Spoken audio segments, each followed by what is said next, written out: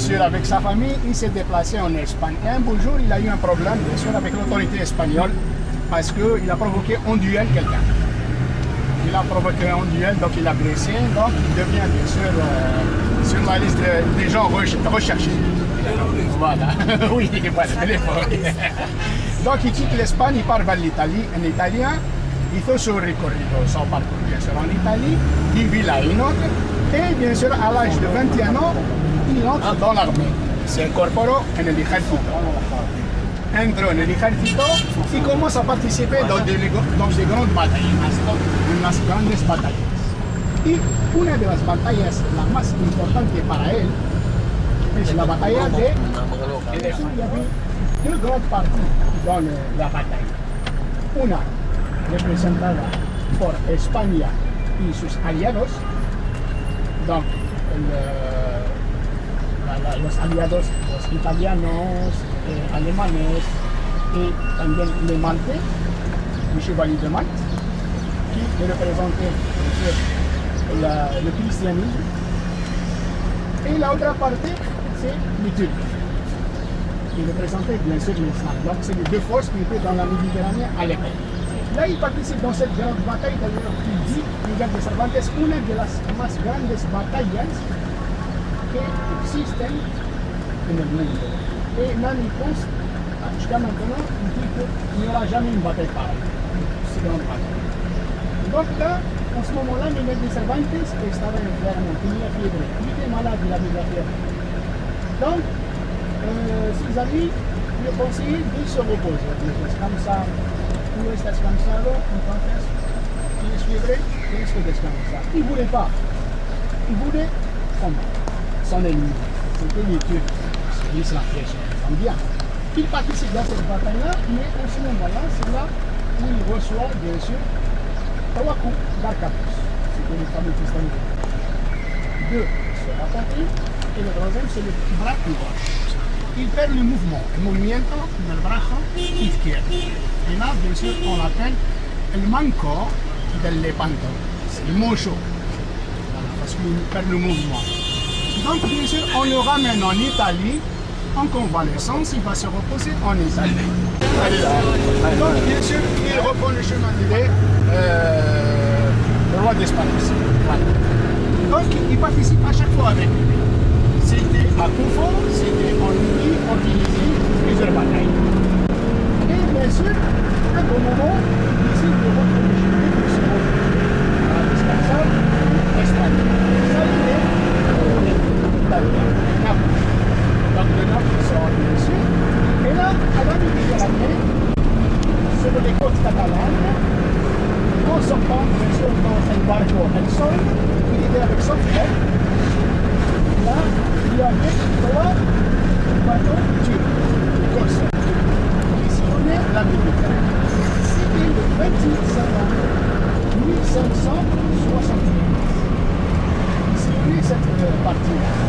Donc, ils les ont encerclés. Il y a eu une bataille, comme le nombre de las personas que se están registrando en el número en comparación con los turcos. Donc, il y a eu des morts et des blessés, etc. Miguel de Cervantes et son hermano, ils étaient blessés, donc, ils étaient bien sûr enchaînés et on les ramène.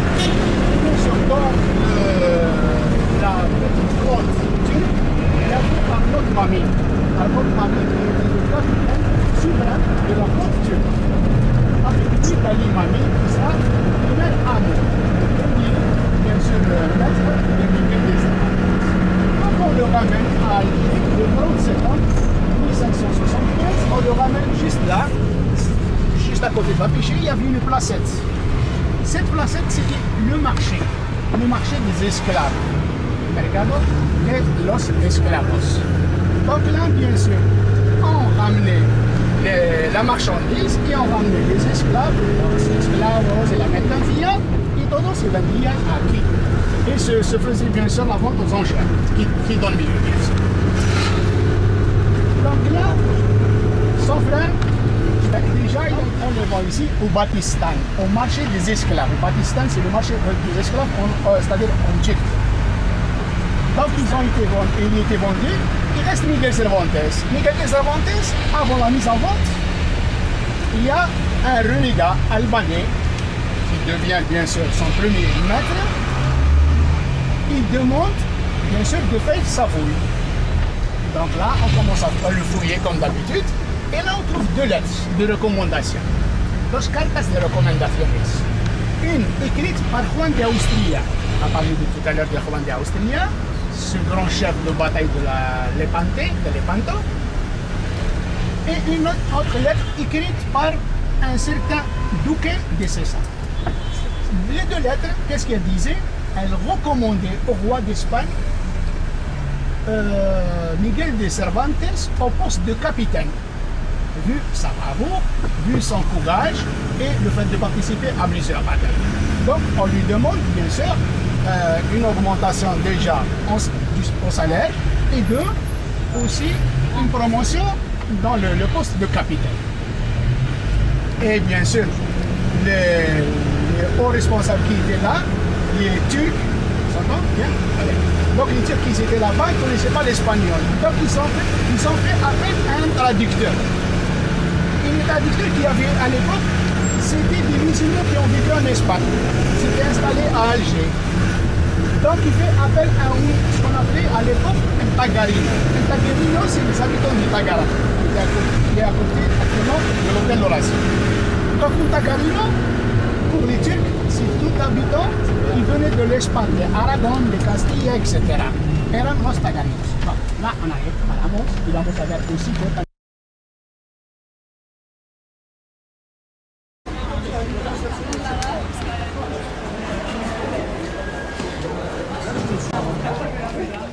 déjà, que vous voyez un peu la physionomie de la ville de la Casbah, et deux, on revient sur les Armout.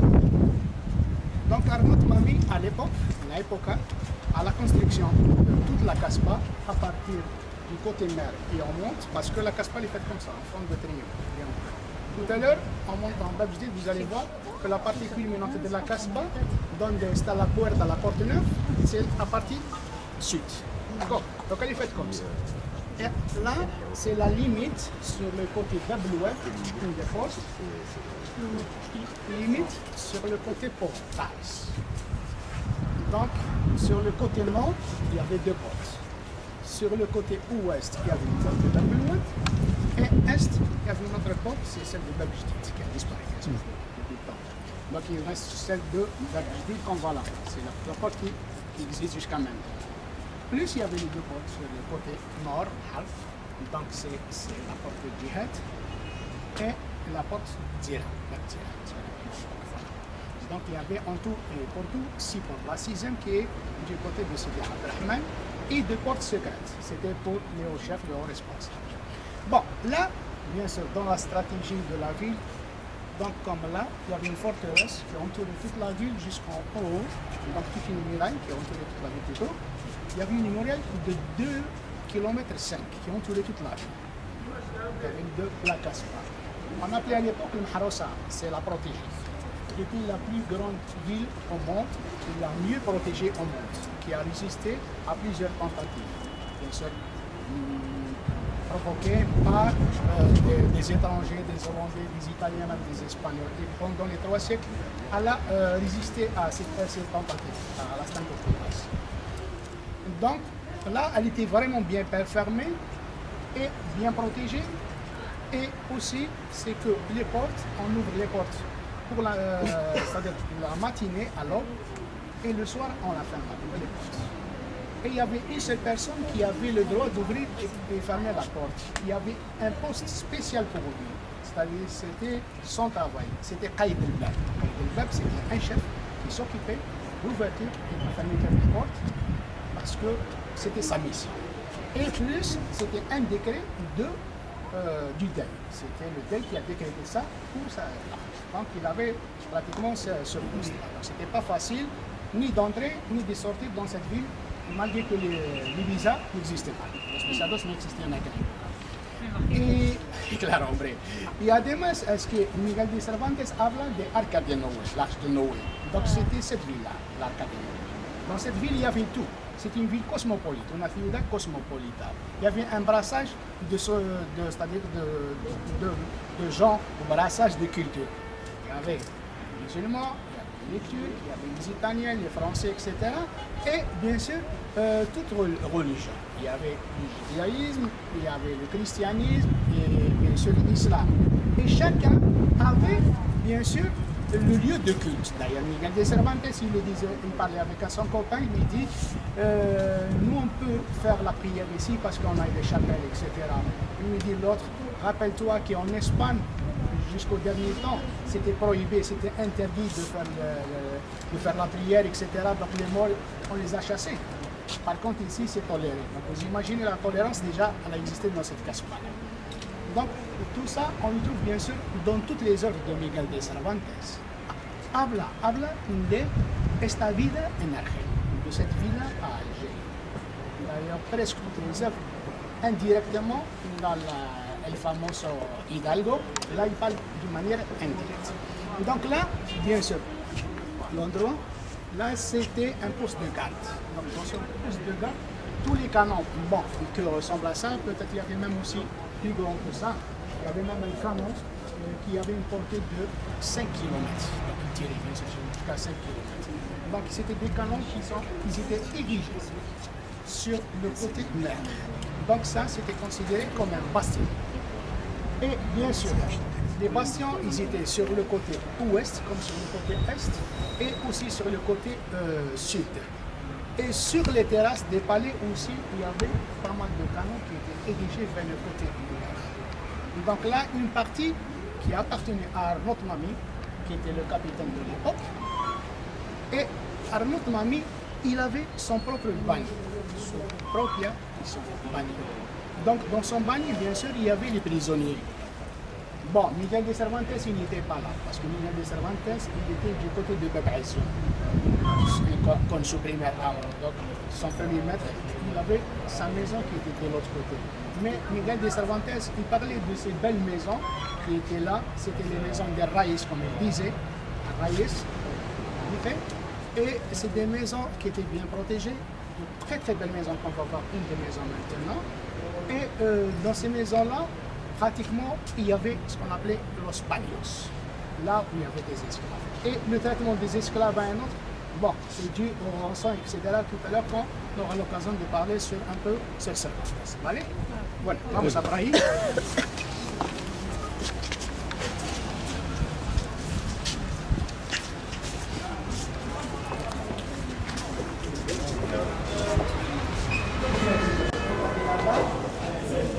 C'est du marbre. Là aussi, bon, de la faïence, c'est pas de la faïence de l'époque, mais la faïence de l'époque était plus belle que ça. Los azulejos. Ah, oui, absolument, c'est récent, parce que ça a été restauré, tout le site. Ça.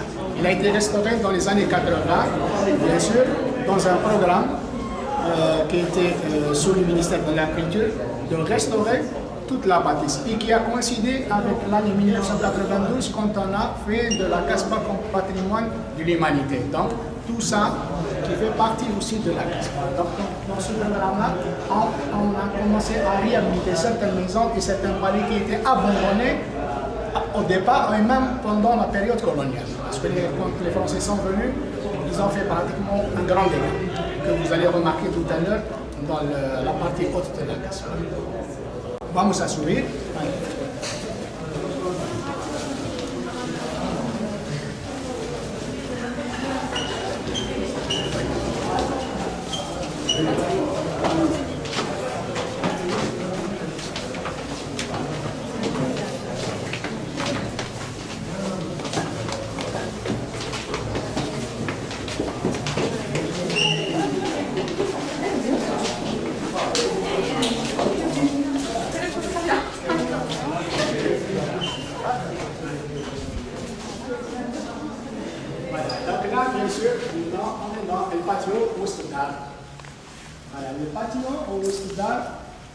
C'est l'endroit intime, c'est l'endroit bien sûr où la femme passait plus de temps.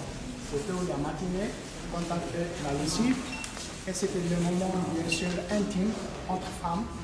discutir, parler, cocinar de vez en cuando, porque no, bueno, y preparar sus platos aquí y por la tarde.